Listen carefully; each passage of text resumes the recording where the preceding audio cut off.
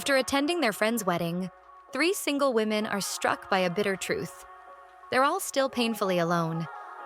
Siona, nicknamed the trash collector, seems cursed to attract emotionally unavailable men. She's had flings, sure, but never a real relationship. Jurim, a cheerful workaholic often mistaken for an airhead, has never even held a man's hand. Romance feels foreign to her, and she's never really missed it. Cheol, the sweet and devout Christian, keeps her chastity for marriage, but that principle has made her love life short-lived and awkward. Calling themselves lifelong loners, they raise a solemn toast. This time, they'll give love a real shot. When a group of men approaches them, they reject them on impulse. They weren't that desperate yet. To shake things up, they make a wild bet. Whoever falls in love first wins 500 million won. Money they've all invested in cryptocurrency. Dreams of winning, and what they do with the money. Spark tension. A fight brews between Cheol and Siona. Should they split the winnings or let the winner take it all? Siona refuses to share, while Cheol fears the bet might destroy their friendship. But after some intense and slightly petty debate, Jurim and Siona manage to explain their side, and the tension eases. The hunt for love begins. And so does the battle for 500 million won. With the terms settled, they make it official. They sign a contract at a law firm. That's how serious they were. But Jurim, she was lost. Clueless. Where do you even start when you've never dated? Every guy she had once liked was taken. Every guy who liked her? Just not her type. She even asked a coworker to set her up, but nothing works. Out of frustration, she watches a romance movie. Meanwhile, Siona gets asked out by a coworker. Her first instinct is to decline. He's not her type. But then she remembers the bet, so she forces a smile and says yes, despite the fact that she's uncomfortable. Back to Jurim, she sees an ad for a dating app and gives it a try. She meets a guy from Hong Kong, and he's everything she ever dreamed of. They hit it off instantly, chatting every day. And then there's Cheol. She didn't join the competition for love, but for the challenge. Now, she starts to wonder, will her principles stand in the way of her chance to win? Jurim grows more obsessed with her Hong Kong boyfriend. When he promises to visit Korea, she lights up with hope. Jurim, who had never even held a man's hand, was planning their wedding in her head.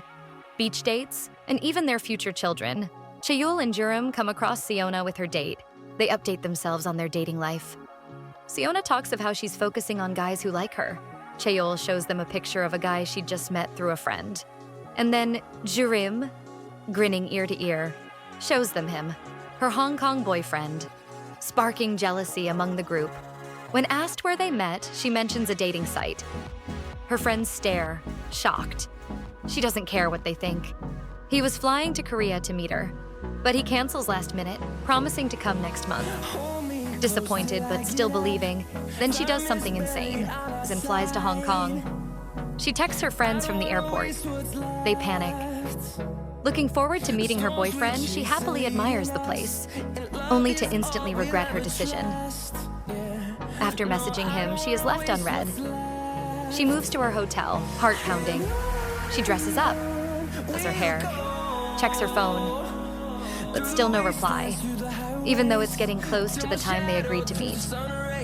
She starts remembering her friend's warnings about online romance scams, but she dismisses the thought when she gets a text from him.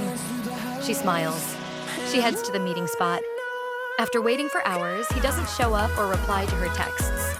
Meanwhile, in Korea, her friends rush to Hong Kong out of worry. They try to reach her phone. It's unreachable. Then they get a call from an unknown number. It was Jurim, asking them to come get her. That night, she stands in the rain. When they see her, standing in the rain, they run towards her. Jurim falls into their arms, sobbing. I'm such an idiot, I got scammed. They don't say, I told you so. They just hold her. In the hotel, Jurim shares how she'd been chasing a purse snatcher when they couldn't reach her. Her friends decide to lift her spirits and make the most of the trip. If they're already in Hong Kong, they might as well enjoy it. They hit a club. Cheol steps out for air and meets her best friend, Dae Seong, who'd come along to support her. They share a quiet moment of reflection. Homesick but grateful.